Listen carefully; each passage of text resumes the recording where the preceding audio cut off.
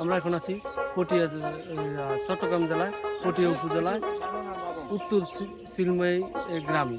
এই গ্রামের প্রত্যেকেই হচ্ছে কৃষক এবং এই গ্রামে সবার এই গরু আছে। এই গরুগুলো 10টা 20টা সবাই ছেড়ে দেয় এবং এই গরুগুলো হচ্ছে মানে পাহাড়ে ছেড়ে দেয়, পরে ওনারা ইয়ে করে। যার পাহাড়ে গরু আছে তাদেরই আবার কৃষি আবাদ আছে।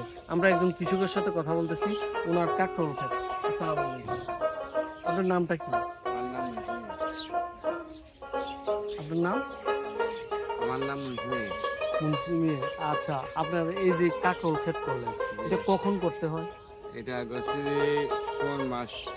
ফাল্গুন মাস। ফাল্গুন মাসে? বাংলা মাসে।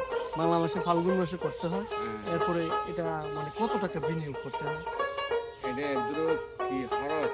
হ্যাঁ, খরচটা কত হয়? এদুর খরচ হচ্ছে আমার নাহলে 20,000 টাকা। 20,000 টাকা খরচ। এখন এটা 20,000 টাকা খরচ হলে কত টাকা উঠবে? এটা মানে খরচ শেষ হইয়া কত টাকা আপনার লাভ হবে?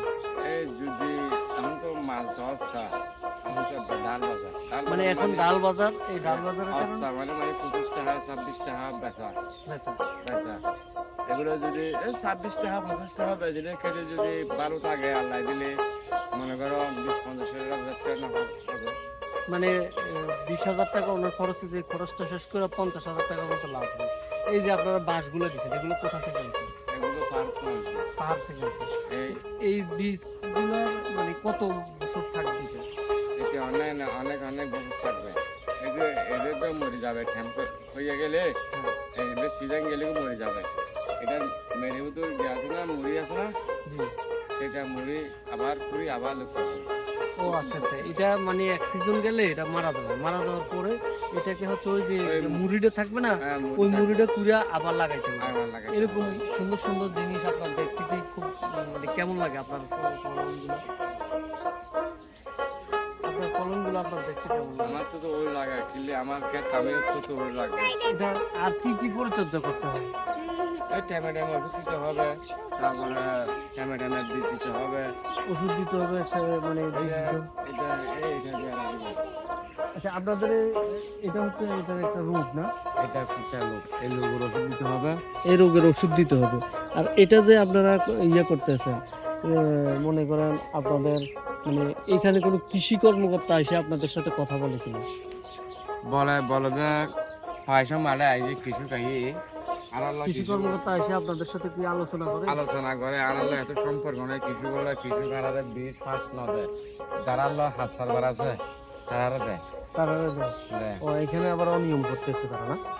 ও আচ্ছা, আরেকটা জিনিস, সবাইকে দেয় না। এটার পরে আপনি কি রোপণ করবেন?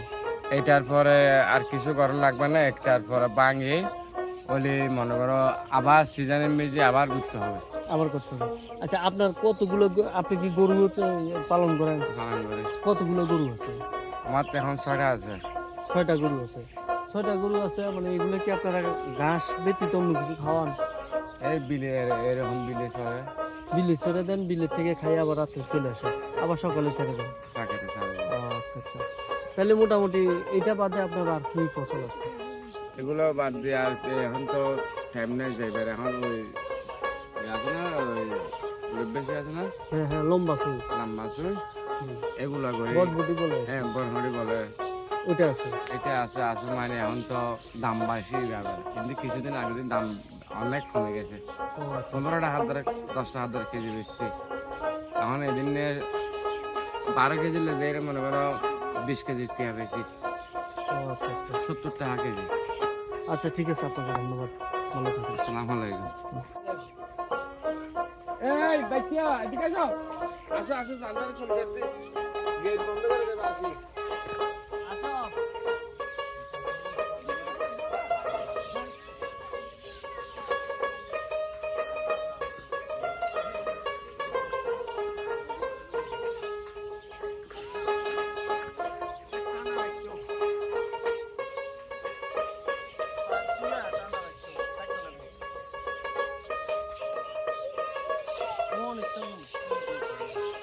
অনেক